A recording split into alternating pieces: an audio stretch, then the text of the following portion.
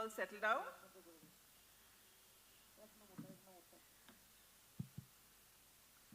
So 24th January, our first session for the Junior Kolkata Literary Meet, and we are honored to have Madhurima and Dr. Kaul over here.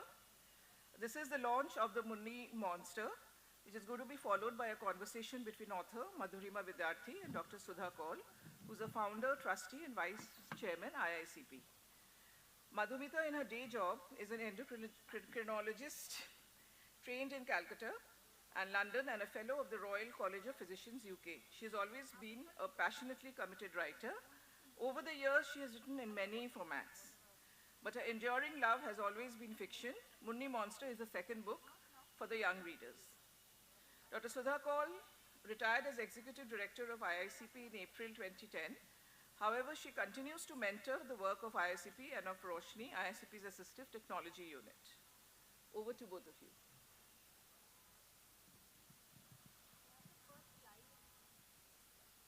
Good morning, everybody. It's nice to see children and adults in the morning.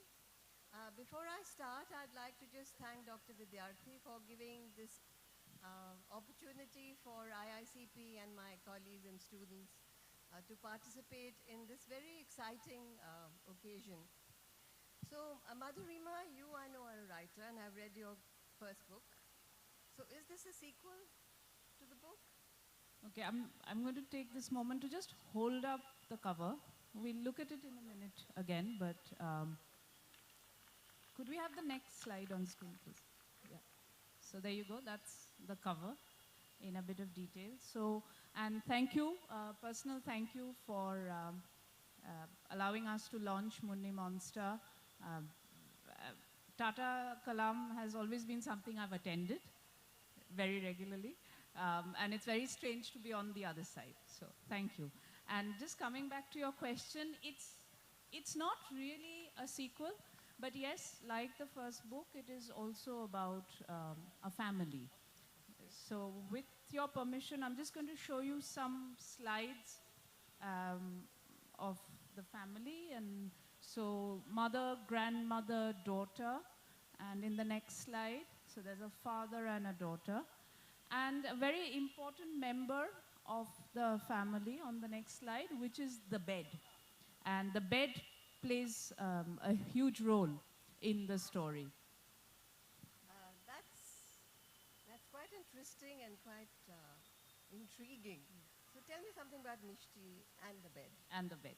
So Mishti is about 10, and I'll read you a little bit about Mishti and the bed.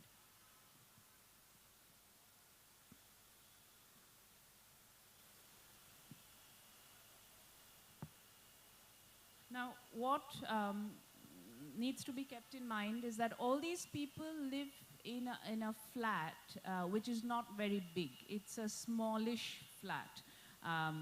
So the book says Mishti herself had no problems with the two-room flat. Unlike the grown-ups, she owned a little bit of every room. And we know from being children that you have that unspoken right of being wherever you are and nobody will say anything about it.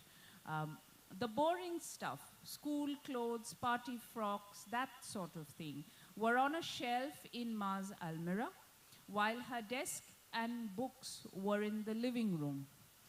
Everything else was in Thamma's room, including the rest of her clothes and all her really important things. Bubun is a plastic clown, you'll know when you read the book. Her toys, her collection of shells, and many other wonderful secret things that Ma knew nothing about. And obviously we've all had things that our parents have known nothing about. And the bed, of course. The old high four-poster bed with its twisty wooden rods and the triangular headboard with its holes and carvings. So we see that kind of bed in homes, I think less now, but we all have memories of beds like that. And the bed was in Thamma's room too. It used to be Thamma's bed, made especially when she had married Dadu. That had been many, many years ago.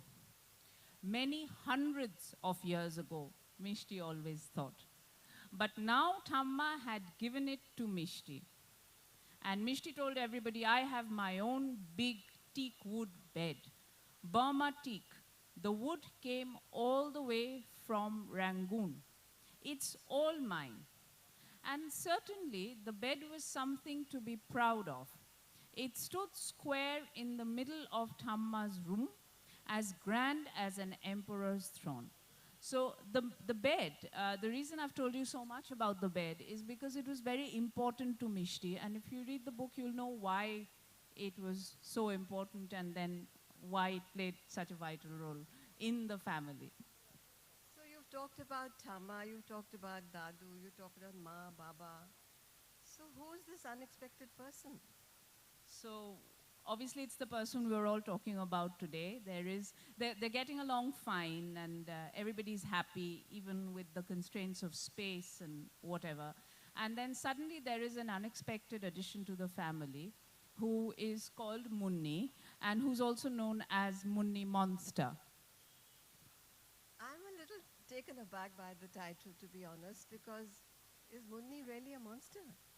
Let me introduce you to her. So if we could have the next slide, please.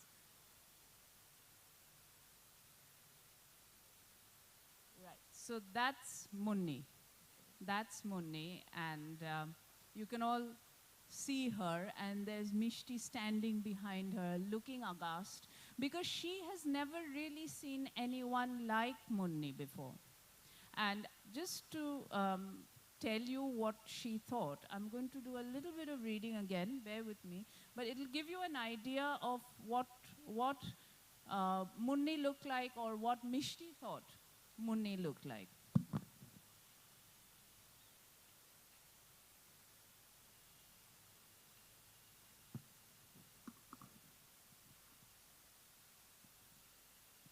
And we'll see another very important character coming on. Her name is Ria, and Ria is Mishti's friend from school. And Ria is all agog to hear all about Mishti.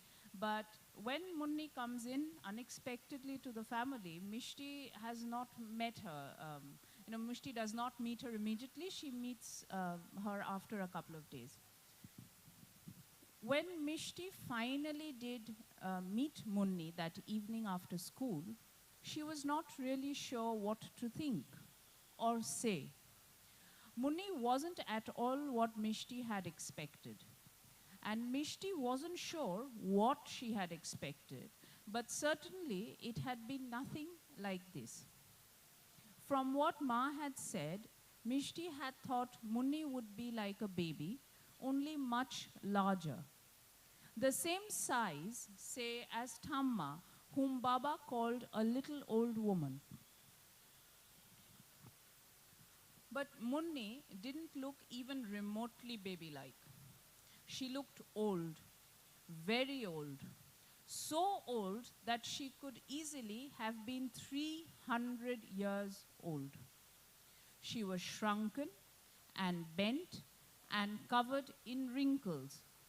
Hundreds and thousands of wrinkles from head to toe. And she was fat and round in the middle, with very thin arms and legs like sticks. Come on, Mishti, said Ma. Don't gape. You can see Mishti gaping in the picture. Her eyes are wide open, her mouth is wide open. Come here, Mishti. Thamma was next to Munni. Come and say hello to Munni. There was nothing Mishti wanted less, but she walked over and mumbled, hello. Don't look at the floor, please, Mishti, Ma again. Hello, Mishti looked up and almost shouted. But there was no answer.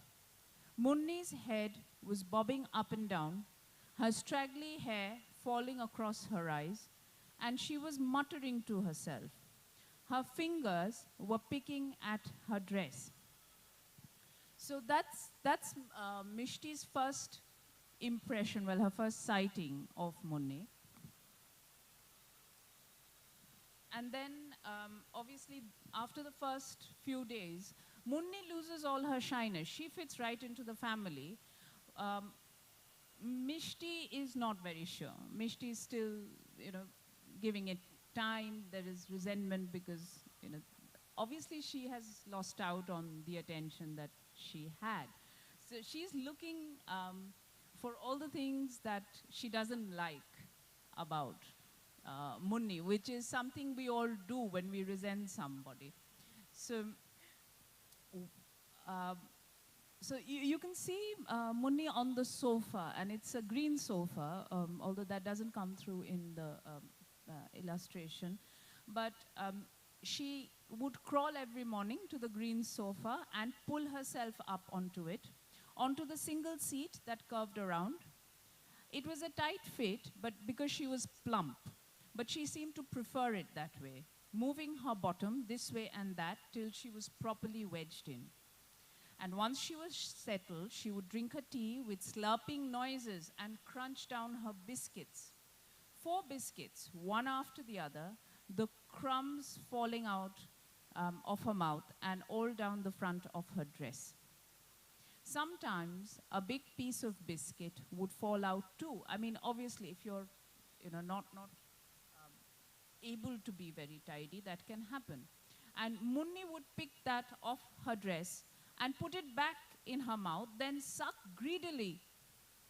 You see, Mishti, Thamma explained, it's because she doesn't have any teeth. Can you see? You can see 2 teeth. So Mishti wanted to know, none at all. Well, not many, Thamma conceded. Then how did she eat? I mean, we all want to know. Mishti waited for Munni to open her mouth. She saw 2 or 3 dirty, broken teeth sticking out this way and that. It was difficult to see properly because her face was covered with wrinkles right down to her lips, on top of which her eyes were mismatched, slanting at odd angles, and she had a long nose that twitched when you least expected it. So that's Munni, and that's how Mishti sees Munni.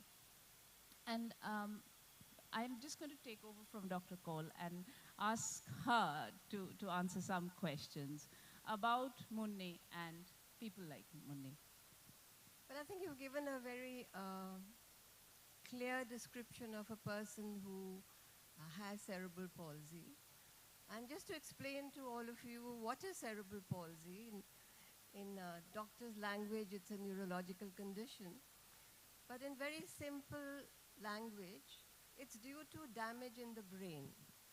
And the damage in the brain can happen before, during, or after birth. Now, all of you know that the brain controls what we do. Like I'm moving my hand, my brain is giving me the signal to move my hand because I wish to move it. So you saw Munni in the slide. Munni appears to have some physical problem. You could notice that her feet were funny, and you've described about her eating problems as well. And I just want to make it clear, and we have in the audience colleagues from IICP. Some are still students and some are colleagues. If I may take your permission to just talk about you, is that okay? Okay? Okay. In particular, I'd like to talk about our 3 colleagues who are trainers. That's Deepak, Porsha, and Shraddha and Putul. All of them have cerebral palsy. They are bright, intelligent people. Some of them have problems in walking. Some of them have problems in talking, but they have no problems in thinking. And therefore, they're lecturing on a B.Ed course that we run with Jadavpur University. So it's important for us to remember that we mustn't label people. If you have CP or you have Down syndrome, you may have heard all these labels. The most important thing to remember is that they are people. And what you've talked about and written in your story, which I've heard so far, you are describing a person, which I think is nice. So, as days go on, because Munni has now come to live with Mishti and her family. She's not just visiting, she's there forever. So there's a line where, very ungrammatical, but Mishti asks her mother to stay, like forever. So she says, yes, like forever. So we're all stuck together, and they are stuck with each other, so they just have to make the best of it. But as time goes on, and it's difficult to, you've all been to holidays, or you've visited, say, cousins or friends or families, and visiting somebody and living with them obviously are two very different things. So as time goes on, Mishti discovers more and more about Munni. And because Dr. Kaul was also talking about food and feeding, I'm just going to read you a little bit about that. Munni, on the other hand, had settled in very well. She drank her tea in the morning in the drawing room with the slice of toast that Thamma broke into little pieces. Then she went back to her room for a nap till lunch. Lunch she ate in her room with Thamma in attendance, cutting up her food, feeding her like a baby, then wiping her clean afterwards. Dinner was outside again. So, she's made the home her own home. She's obviously comfortable being in every room, wherever she likes to be. On the sofa with a high table that had been bought especially for her. The table came right up to her chin, so she had to eat with her mouth almost disappearing into the bowl. But Ma said that would be the most convenient arrangement. A low table would mean that she would have to bend too much and it would hurt her tummy. So, we've said that she's plump and fat, so obviously she's got a big tummy. Every time she ate, she got food all over her mouth, her chin, and sometimes even on her nose. Now imagine if we were having a meal and we did that, and we got food all over ourselves. But no one seemed to mind. After she had eaten, she would chortle and gurgle, and Thamma would clean her up with a pleased smile, and Ma would say, "Good girl, Munni," which made her gurgle even harder, so that the spit dribbled down even more. Now, Mishti is not pleased, because obviously everybody is paying much more attention to Munni. So she's not pleased with anything about Munni, and she thinks to herself, "Like a pig at a trough," muttered Mishti viciously. She knew what Ma would say if she tried to eat with her chin in a bowl. "Behave yourself, Mishti. You're grown up now, Mishti." She's 10.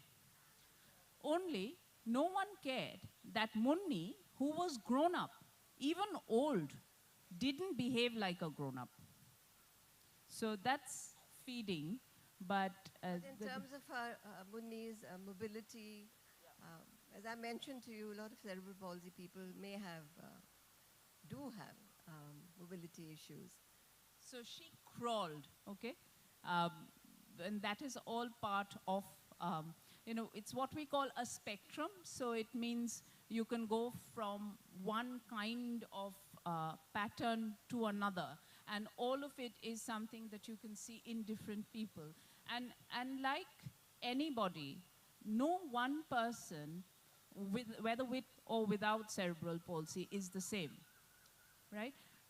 So even say, and I'll give you this example because I'm a doctor, or if not, in somebody with bad knees, some people have bad knees, some people have not so bad knees, but they all have the same condition, which we call osteoarthritis, and that then hampers mobility to a greater or a lesser degree.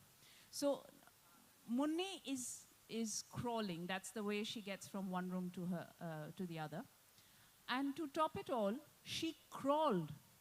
Never before had Mishti seen a crawling grandparent, and one that loved to explore. So she has no problems fitting in, right? She's obviously accepted this family as her own family now, and she's exploring the home.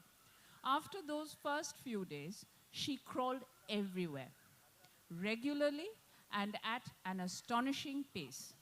From her bed to the sofa, back to her bed, then to the bathroom, and even to Mishti's secret cave.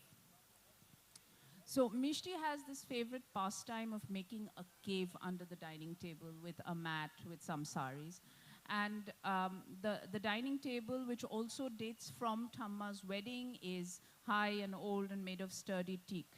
And it's very convenient to turn it into a cave because it has a lot of room underneath. So that is also where Munni then went.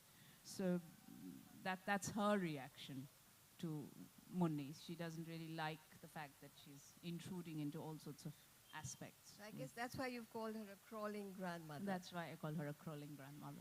I just want to bring up a certain point because you've talked about the reactions that people have towards someone who's different. But we're all like that. If we see somebody who is different from us, we are not very sure on how to behave or what to do. So it's a normal reaction. And that's why it's so important for all of us to be seen and be together as much as possible. And most of you sitting here are from schools, children and adults. And therefore, give me permission to talk about inclusion, it is so very important for children to be included, all children, to work together, to play together, to study together. Because then reactions to what may seem as strange people would not be there. So I've brought in somebody in the book who is Mishti's friend, but she's not a very good friend because she eats up all her tiffin. But for the moment, that is who Mishti considers her best friend. And we make wrong friends once in a while, but you'll have to read the book to judge what kind of friend she is. So Ria is then invited to Mishti's home to meet Munni because Mishti is not very sure how to go about handling Munni, and she thinks maybe a friend meeting her would help, and it would make Ria maybe advise her on her future course of action. And we've all been there. We've all had friends who've given us so much wrong advice, but there you go. So Ria has she's come into the home, and she's just had her first sighting of Munni. Say hello, Ria, Ma said, but Ria had frozen. Ma frowned. Say hello, Munni, she said instead. Look, that's Ria, she pointed. Wave at Ria, she gave a little wave. Hello, shrieked Munni at once. Now, Munni loves saying hello, huh? Hello, hello, hello, hello. She raised a hand and cracked her mouth open in a wide grin. Hello, lo, lo, lo, lo, she yelled again, so strongly that the half-tuned mass of sodden cupcake flew right out and across the room towards Ria. So Ma had made cupcakes because Ria was visiting, and Munni was eating her cupcake, but this is what happened. Now, see what Ria does. Ria came to life and screamed, screeched, and howled, and wailed much louder than Munni had ever done. Ooh, monster, monster, monster, ooh, ooh, ooh. She rushed back into the bedroom, followed by Mishti.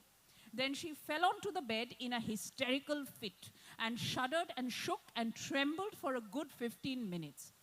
By the end of which time, Mishti had gone to Ma for help, afraid that her friend had fallen ill. What a silly child, said Ma crossly, making a fuss like that over nothing. So that's a little dramatic, but... So that's why perhaps you wrote the title Munni Monster? That's right. That's right. Okay. So what happens after this? I mean, it sounds like it's all sort of Yes, blowing up. it's blowing up, and with Ria's advice, there is a declaration that is Ria, and you can see that she's eating Mishti's tiffin, almost all her tiffin. She eats almost all her tiffin every day. But then Ria advises her to do that. So you can see Munni has come into Mishti's cave. She's crawling. That's also very obvious. But then they declare war. And then it's war. It's war. Just want to go back a little bit. You said, Munni said hello, hello, hello. Yeah. And maybe, I don't know, because I still haven't got the books, I don't know. Maybe she had communication problems and maybe she couldn't talk normally, what we call normal. And just to go back a bit, if I may, people may have a communication problem and not speak naturally what we think is natural and normal, but there are many ways of communicating. And in front of us, we have a very good, what we call AAC, alternate augmentative communicators. And with technology, they're fantastic communicators. So just, I don't know whether this comes in your book or not, but maybe that was one of the reasons that Ria reacted the way she did. And perhaps, or it's again a spectrum of reaction that we see. But because a lot of problems also stem from communication, I think maybe you could tell us how we should overcome that, and then there's a little surprise, isn't there? So. Well, as I mentioned, that there are many, many ways of learning how to communicate other than speech. And it's called AAC. AAC is simple. You just remember AAC and what it stands for. Big words, augmentative, alternate communication, but any way that augments or enhances the way you communicate. That's something that we do at IICP. Anybody who wants to come visit us, you're very welcome. But AAC is a very, very common method of communication. And it just struck me that when we are talking about cerebral palsy, this one very well-known scientist, you must have heard his name, Stephen Hawking, brilliant scientist. He had cerebral palsy. Okay? So just to go back to the war, is it a book that sort of erupts into something violent? well, you'll have to read the book to find out. I'm not giving that away, but Okay, fair enough. But for everybody from IICP who's here, thank you for coming. And I think what is amazing is that once they heard the story, they were actually kind enough to put their reactions together. So I'm going to play that. It's a very short video, but I think it will, you will see for yourselves that communication need not be any sort of problem at all. So.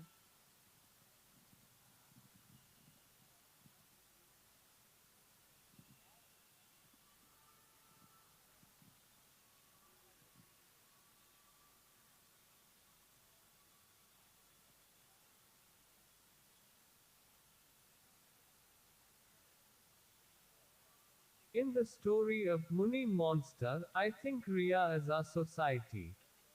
Society does not accept differences easily.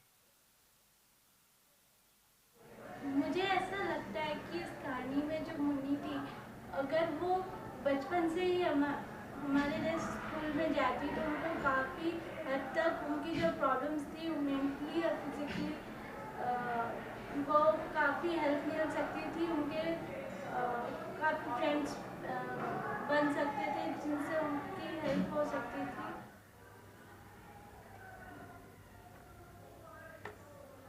আমি মিষ্টির অনুভূতিটা বুঝতে পারি.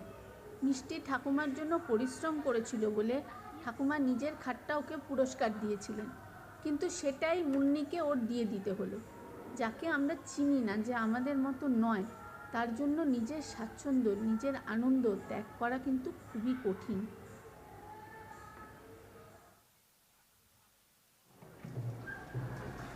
Munni master में मुझे सबसे अच्छा लगा कि जो वो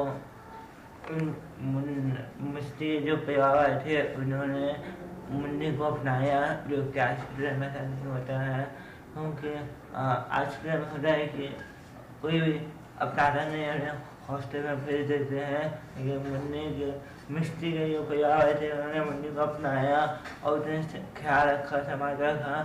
फिर लास्ट में हुआ कि जो मिस्त्री का दिल परिवर्तन हो गया, वो उसके दिल से प्रे की, जिससे कि मुन्नी ठीक हो गई और एक अच्छे दोस्त बन गए।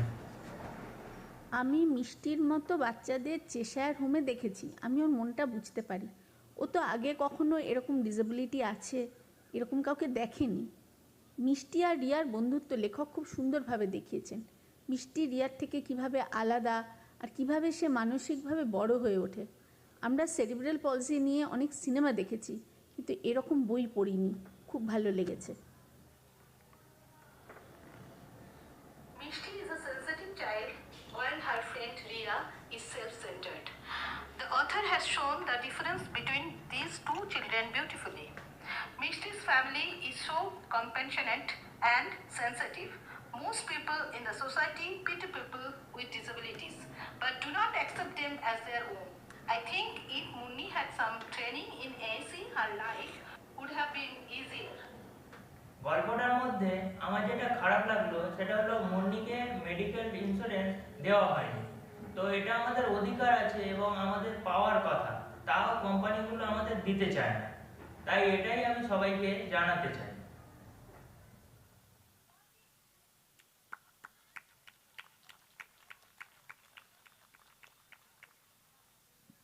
Thank you again for that, and thank you all for being here and watching that. And I'm going to be very preachy and say this to the schools who are here, the school children who are just discovering their world.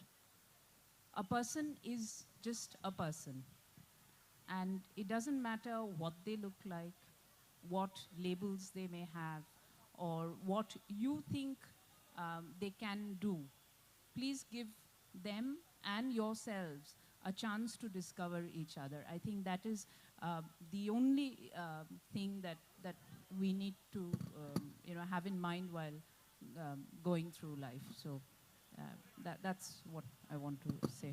And if I may butt in, I haven't read your story, but from this morning's conversation, I can gather the essence of the story.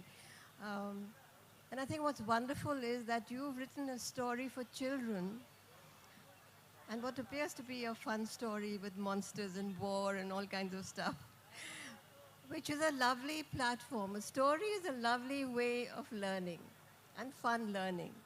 So I'm certainly going to get the book. Thank you. And I hope schools will also get the book and read it together and talk about it and discuss it, because I think it would be really nice. So thank you so much, Madhurima. Thank you. Thank you so much. Do we have time for questions? Because I don't want to keep anybody waiting. So, is a lady here with a mic? Yeah. Just maybe stand up and just shout, and I can repeat the question. Hello? Yeah. Have you got a mic? No, she doesn't have a mic. Here. Thank you. Okay. Hi. I'm from IICP, and I'd just like to say that we're one of the few, I think, even schools that have initiated a creative writing workshop, where we have well-known writers, authors coming and working with our students, because I think here in India, why not only in India, but elsewhere also, there is this perception we have of disabilities that it is just a functional thing that we have to treat.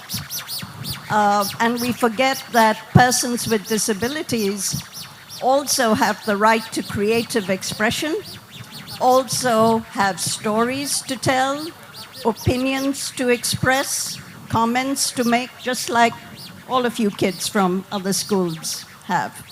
So we are one of the few, I think, educational institutes or schools that have initiated this creative writing workshop, because one day I look forward to one of our students writing a book like this. So thank you so much. Thank you. Yeah. So, yes, there's a question or a comment from up front. Yeah.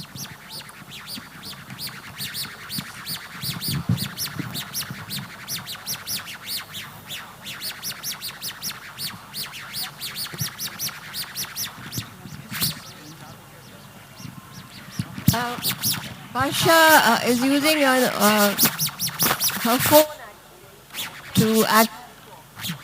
Samsung tablet. Oh, her tablet, sorry. Stand corrected. It's Deepak who uses his phone. নমস্কার, আমি বর্ষা Bhattacharya.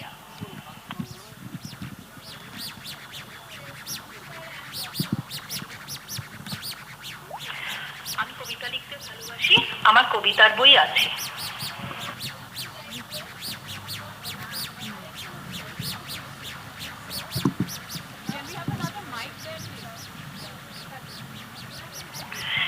Though written for children, the theme of the story and the style appeal to adults as well.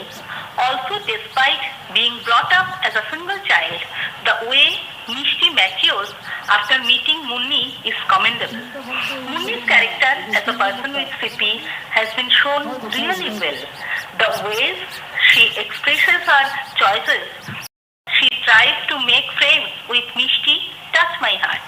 I think we should share this story in our leadability training workshops with permission from the author.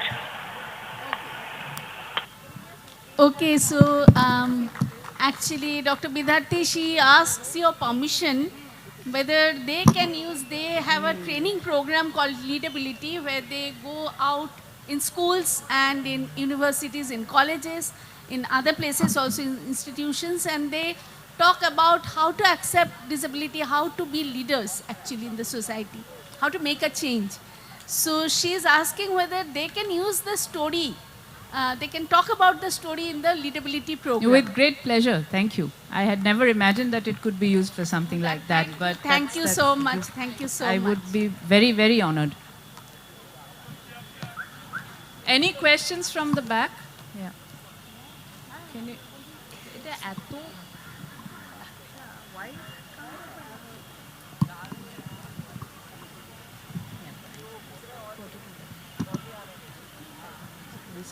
I wonder what made you choose the word monster. Because the word monster in a child's mind has got certain connotation. And is it a conscious choice of the word monster? Even a playful use of such a word would make things, I mean, it would create a general impression in the minds of the reader. I haven't read your book, but now that I've learned what is it about, to me, in my mind, monster, goblins, whatever they are the people to avoid. So even after reading the story, whether I will be left with the same feeling or that feeling will go away, I do not know. So that is why I want to know whether the choice of the word monster conscious or just a playful use for the title. Well, it was a conscious, playful use, if I may say that. And I hope once you have read the book, you will understand why I have deliberately used it. I can't say more without giving away the story. But okay, the blurb's gone, but the blurb says that it is a book about family and love. And I think I have tried to also put in the kind of impressions we are given while we grow up, the kind of views a lot of people have in society. If they don't have a special person at home, or they don't work with special people, or they don't know them. We are always scared of things that are unknown, whatever it is.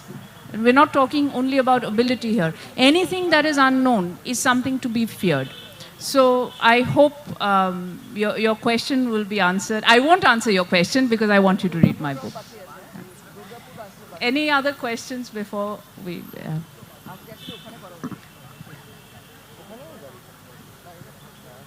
Hello everyone, my name is Shreya and I am from IICP.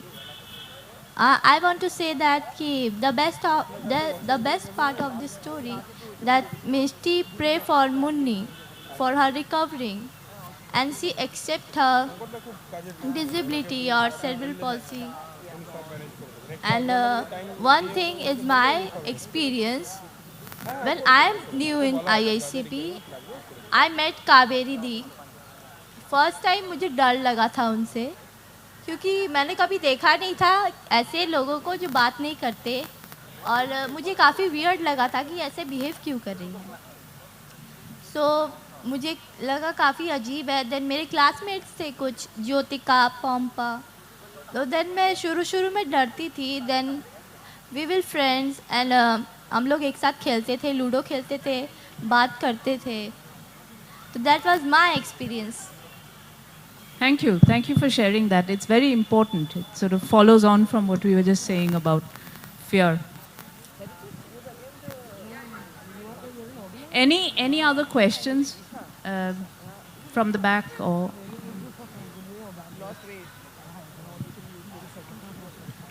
Just curiosity, what instigated you to write this book? You'll have to read my afterword. You'll have to read my afterword. I will say very briefly, Munni Monster is my aunt by marriage. And I have lived with her ever since I was married. And it wasn't, okay, this is going to sound really preachy, but it's not. It's just a story that came into my head. And obviously, a lot of it is to do with her. But it was just a story that I wanted to tell. So I wrote it.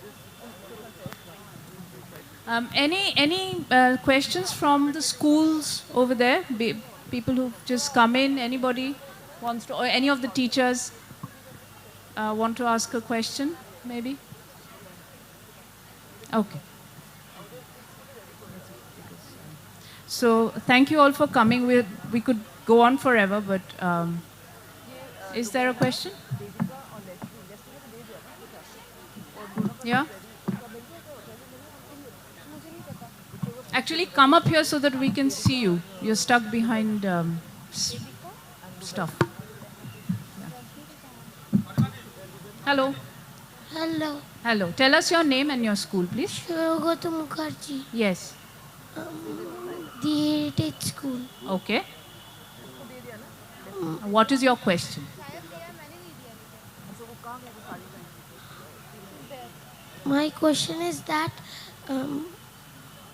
the disability people have some abilities that are good for us. Okay. It's a very pertinent and important point. Thank you for bringing it up. Good. So we'll stop here in the interests of time, but thank you all for coming. And thank you everyone, especially the first row, for being here. Thank you very much. I hope you all enjoy the book. And thank you to Dr. Kaul for being absolutely wonderful.